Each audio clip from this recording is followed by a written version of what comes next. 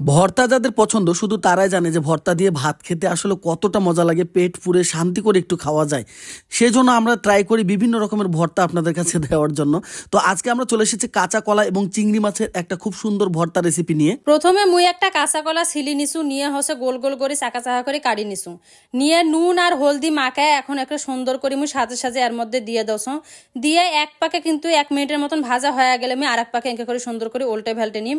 জাল কিন্তু বেশি বাড়ে দেওয়া যাবে না, জাল বেশি বাড়ে দিলে কিন্তু পোড়া নাকবে আর ভেতর থেকে কিন্তু কাঁচা কাঁচা থাকবে।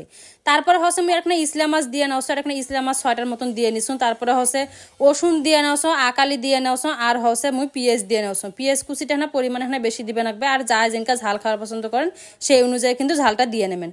তারপরে হচ্ছে ইসলা মাছগুলা যেহেতু দিনও এখন নাড়াচাড়া ফির না করে দিলে হয়, এই জন্য কিন্তু ইসলা মাছগুলা তুমি সুন্দর করে নাড়াচাড়া করে নাওছো, এপাক ওপাক করে দিয়ে ভাজি নিবে নাকবে। তারপরে হচ্ছে সবগুলা একসাথে সুন্দর করে ভাজি ভাজি নিবে নাকবে।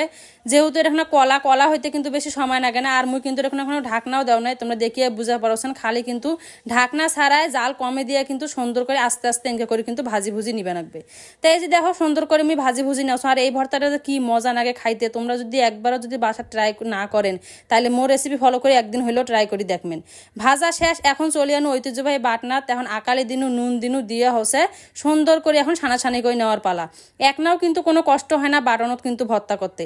তারপরে যখন ছানা হয়ে যাবে তখন হচ্ছে শোকগুলো এখন দিয়ে নাও, কাঁচা কলা, তারপরে হচ্ছে রসুন আকালি যেগুলো ভাজি তুমি শোক এখানে একসাথে দিয়ে দিনু, দিয়ে হচ্ছে এখন একটা ছানাছানি করে নিলে কিন্তু হয়ে যাবে। তাই এই যে দেখো মুই খুব সুন্দর করে কিন্তু ছানাছানি করে নেওয়া, যে আমার বাড়ির বাটন নাই বাসা, তা আমরা কিন্তু চাইলে কিন্তু ব্লেন্ডারত কিন্তু করে নিবার পারেন। এই যে দেখো মোর কিন্তু বাটাবাটি করা শেষ, এখন মুই কিন্তু এর মধ্যে সর্ষের তেল দিয়ে নিম। সর্ষের তেল কিন্তু পরিমাণে এখানে বেশি দিবে নাকবে, তাহলে কিন্তু ভর্তার টেস্টটা কিন্তু দ্বিগুণ পরিমাণে বাড়ি যাবে। তা সর্ষের তেল দিনু দিয়ে হচ্ছে এখন সবগুলা মাখে চাকে নেলে কিন্তু রেডি হয়ে গেল কাঁচকলা আর ইসলা মাছের ভর্তা। এতক্ষণ তো ভিডিওটা দেখলেন, এখন হচ্ছে চিন্তা ভাবনা বাদ দিয়ে 1 প্লেট গরম ভাত নিন, আর এইরকম করে হচ্ছে চিংড়ি মাছ আর কাঁচা কলা দিয়ে ভর্তা বানিয়ে নিন। তারপর হচ্ছে গরম ভাতের সাথে এই ভর্তাটা ট্রাই করুন।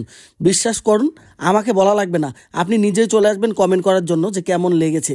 আর যদি আসলে ভালো লেগে থাকে তাহলে অবশ্যই আমাদের ভিডিওটাতে লাইক কমেন্ট এবং শেয়ার করতে ভুলবেন না। আজকে আমাদের হাউস ওয়াইফ অফ রংপুরে 1,20,000 ফলোয়ার পূর্ণ হয়েছে। আপনাদের দোয়া ও ভালোবাসা ছাড়া এটা কখনোই সম্পন্ন হতো না। অনেক অনেক ধন্যবাদ।